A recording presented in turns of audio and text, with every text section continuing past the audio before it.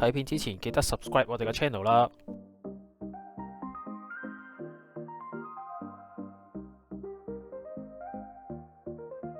今集就會介紹5間大阪餐廳。首先第一間就係牛舌的檸檬，佢係位於日本橋附近嘅。記住要上網 book 咗先，咁就可以穩陣啲有得食啦。menu 主要分為2款，普通牛同埋 A5 黑毛和牛。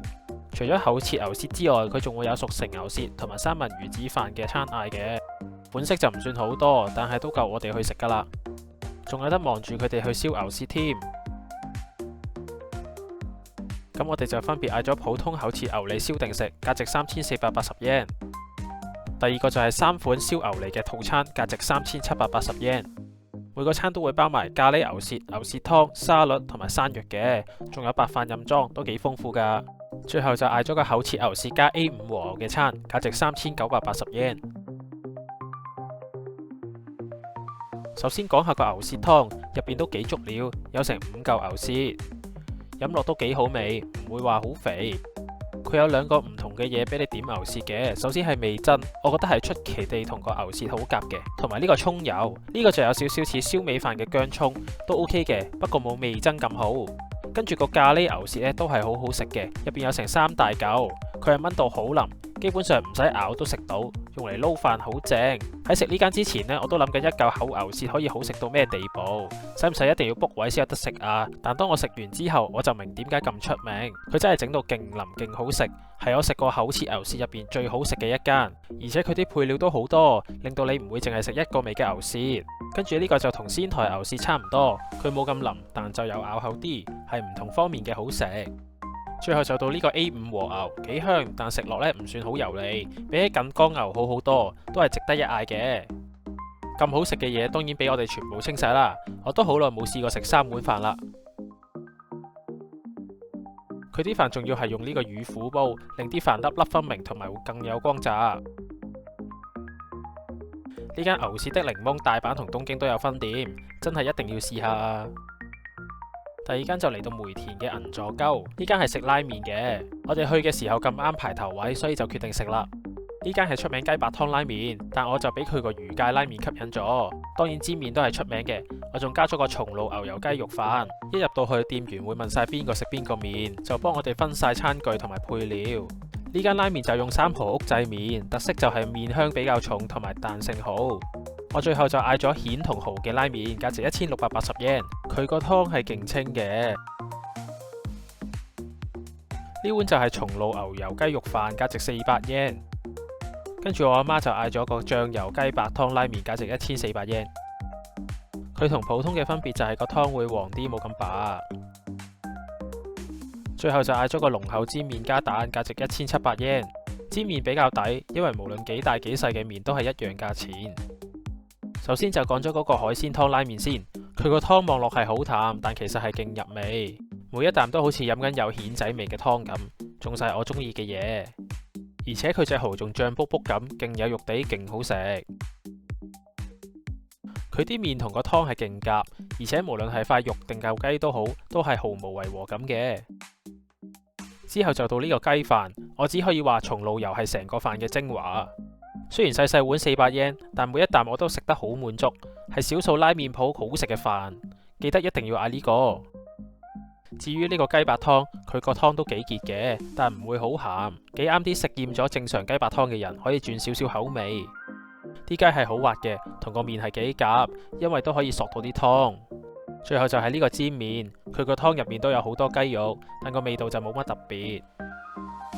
煎麵嘅餸就比拉麵嘅餸少啲，起碼雞都少幾嚿，係個麵質呢就正常少少。最後仲有個湯加落個煎麵汁度，加完就正常少少。所以嚟呢一間拉麵直接食蜆同蠔拉麵，同埋個松露牛油雞肉飯就 OK 啦。跟住第3間就去返南波 Edion 嘅最上層南波拉麵一座，呢度入邊有9間拉麵鋪，分別嚟自日本唔同地區。今次我哋去食嘅就係牛骨拉麵，睇下會唔會食得返喺鳥取嗰隻味啦。喺門口部機落完單就可以入去坐低。我哋嗰日係平日嘅晏晝時間去，都仲有好多位。首先我就嗌咗特濃牛骨白湯拉麵，價值1000 yen，仲加咗一碟牛脷餃子，不過唔記得咗幾多錢。之後我媽媽就嗌咗同一碗，不過就加咗隻蛋，價值1200 yen，而佢就嗌咗啖泥牛骨清湯拉麵再加蛋，價值1180 yen。我呢一碗特濃牛骨白湯，望落個樣呢真係好濃，但飲落呢唔會好鹹，係一個勁濃厚嘅牛骨味，勁舒服。而且佢片肉唔會好老，雖然整得好薄身，但配埋個湯咁食係好正。跟住就到呢個啖泥牛骨清湯拉麵，呢一碗麵係可以食得返同鳥取伊昂同一樣味。以大阪市中心南波嘅價錢980 yen，簡直係超值，特登上嚟食呢一碗拉麵都係值得嘅。佢個湯雖然望落好淡，但飲落唔會好油膩，係超值得將碗湯飲晒嘅級數。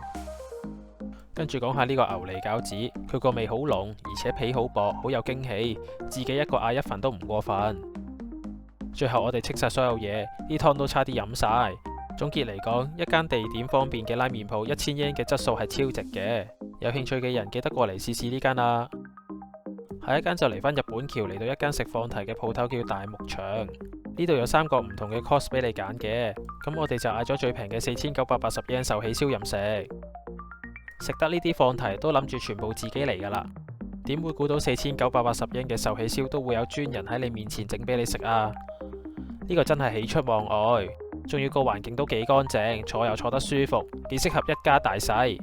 佢連蛋都會幫你整埋，但都食得出冇上年介紹東京嗰間嘅蛋咁靚嘅。一開始就要揀咗每人2個嘅配料，所以我哋就揀咗6個。如果之後再想食，都可以喺個 QR code 度再嗌嘅。講真，佢啲小食係唔差嘅，尤其是係個牛腩同埋玉子燒。牛腩炆得好香，好入味，玉子燒都喺水準之上嘅。個菜都唔差嘅，可以彌補到喺日本冇乜食綠色菜嘅缺陷。跟住番薯就冇木津市場咁好食，可以唔使嗌。不過食壽喜燒嘅唔好處就係你要等佢整好晒成個鍋，你先可以開始瘋狂飲食肉。我計過時，佢由一開始燒肉去到加湯再落菜都搞咗差唔多15分鐘。如果你係要食回本嗰隻，就可能會覺得俾佢耽誤咗啲時間。但個人今次經驗嚟講，我覺得90分鐘係絕對夠時間食嘅。食完第一盤之後，我都嗌多咗3、4轉肉，同埋佢都會俾我哋食晒啲肉先熄爐，所以都算好公道嘅。第一 round 嗰隻呢，就唔係黑毛和牛嚟嘅，而係 premium 嘅黑毛和牛。我哋5480 yen 嗰個 course 呢，就唔算好多款式叫，有唔同熱味嘅雞牛豬同埋魷魚蝦嘅海鮮類，仲有好多飯同埋麵，但我哋就冇嗌啦。所以我主力都係食翻黑毛和牛就算啦。每人喺最後仲會有得嗌一個甜品嘅，咁我哋就分別嗌咗哈密瓜味雪糕同埋抹茶味雪糕，味道都幾濃，作為一個錦上添花嘅甜品係唔錯嘅。想食任食壽喜燒嘅人可以嚟試下呢一間啊！最後一間就去到臨空城歐力，係一間炸豬扒店。呢間嘅豬扒醬係可以任落嘅，睇落就幾吸引。呢度除咗最正常嘅炸豬扒之外，都會有天婦羅嗰隻炸蝦食嘅，另外都會有炸蠔食，價錢都唔算好貴。之前食過嘅炸牛扒都有得嗌，比較有特色嘅就係呢個類似麥當勞蝦堡入邊嗰塊蝦嘅炸物，都幾多選擇噶。呢間炸豬扒店係有得俾客人自己磨芝麻，將芝麻磨開就會即刻聞到嗰種香味，比起芝麻醬更加香，咁就可以增加豬扒嘅堅果香同埋層次感。咁我哋而家就用碌木棍去磨芝麻，之後再加入豬扒醬去點豬扒食嘅。因為炸豬扒本身就好油，芝麻就可以令到佢個味道更加平衡，亦會令醬汁冇咁鹹。首先我嗌咗瀨戶內團嘅炸豬扒飯，價值1848 yen。